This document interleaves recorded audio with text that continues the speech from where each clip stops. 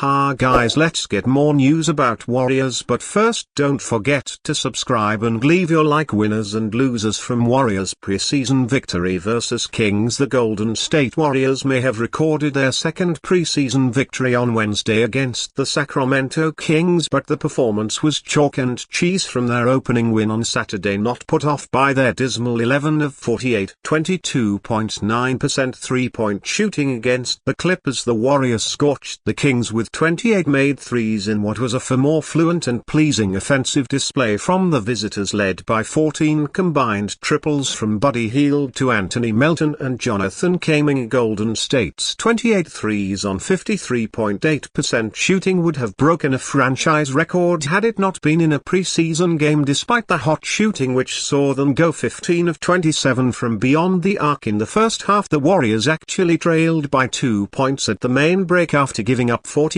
second quarter points, led by 15 points on a perfect 6 of 6 shooting from All-Star acquisition Dear DeRozan. The Kings shot 58.3% from the floor in the first half. The sheer volume of Golden State's three-point shooting ultimately proved too much, particularly in the second half where their bench depth was showcased. In contrast to their opponent, head coach Steve Kerr responded not much when asked about what he liked on the defensive side of the ball, noting that the Kings picked them apart with their execution. He was much more complimentary of his team's offense, and rightly so, given it was a near flawless display, particularly for a preseason game. From an individual standpoint, the majority of players will have left this game feeling pretty good about themselves and their performance. That's not to say there's not a few who would have left disappointed either because of their play or a lack of opportunity. Why Warriors' three new veterans have Kerr feeling familiar vibe. It's been 10 days since the Warriors opened training camp, and coach Steve Kerr is having visions of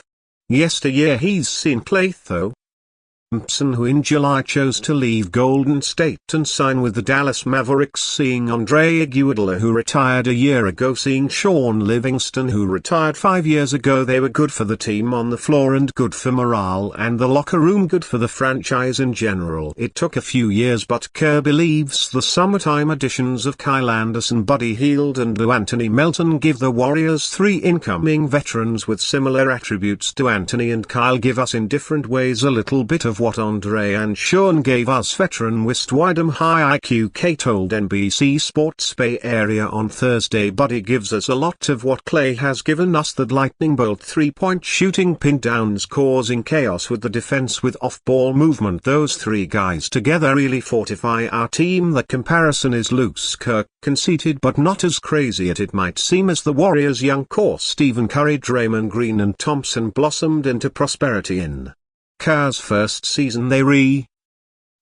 the value of acquiring such respected veterans as Iguodala and Livingston. They brought a certain credibility. They were the adults in the room. These Warriors, aside from Curry, Green and Andrew Wiggins, have a lot of youthful players who figure to be in the rotation. Tracy Jackson Davis, Jonathan Kaming, Moses Moody and Brandon Podmski are under 25 years of age. They're open to advice from veterans, particularly if those vets still have game. Hield is 31, as is Anderson. Melton is 26, but he's entering his 7th NBA season through training camp and 2 preseason games. It's evident all three are playing at a high level. Melton is a solid two-way guard, making a strong bid to start alongside Curry in the backcourt. Anderson is a rangy, suddenly clever forward, assured of being one of the team's most valuable reserves. Hield could be the team's 6th man, a role once held by Iguodala and likely ticketed for Thompson had he returned. We've really been emphasizing running the floor in transition, really sprinting, and Buddy man does he fly in transition, Kay said, and what it does is pull the defense with him. That opens up other people to be open for shots. I love that about him. He's a great transition runner like prime Thompson. Hield is a three-point specialist who uses off-ball movement to wear down opposing defenses and free himself for shots, as he did in Wednesday night's preseason game when he made 6 of 7 from beyond the arc against the Sacramento Kings. There is another more intangible factor Hield brings that is reminiscent of Pete Clay, but Buddy brings what Clay always brought us before. Everyone just laughs when Buddy is around, Kay said, and the joy goes with the style of play and it feeds on itself. Iguodala and Thompson own 4 rings each. Livingston owns 3. They were essential components of championship team. They help the Warriors raise the bar to the highest level. That's not in the forecast for Hield, Anderson and Melton, but Kerr and every member of the front office would gladly accept their help in turning Golden State to an advantageous position for the playoffs. Warriors add proven talent in mock trade with Wizards. The Golden State Warriors, after losing Klay Thompson in free agency, are still looking to compete for a playoff spot. As long as Stephen Curry is playing at a high level, the Warriors will be expected to make the playoffs, and the additions of Buddy Hield to Anthony Melton and Kyle Anderson suggest that Golden State is still gunning for the playoffs. Still, they only have 3 proven centers on their roster and none of them are over 6'9".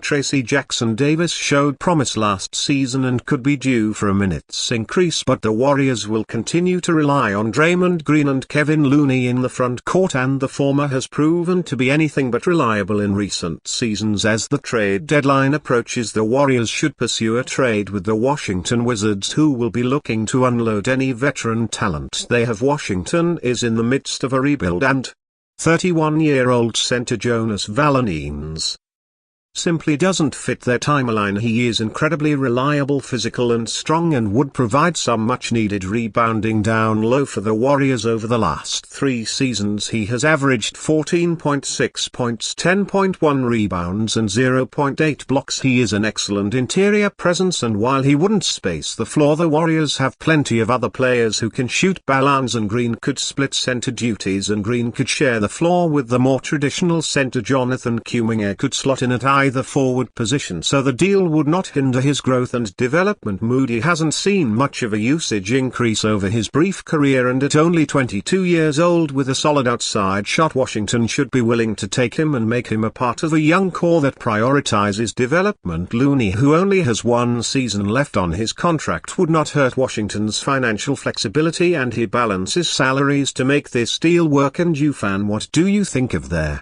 situation of Jonas Valanciunas? Leave your opinion in the comments.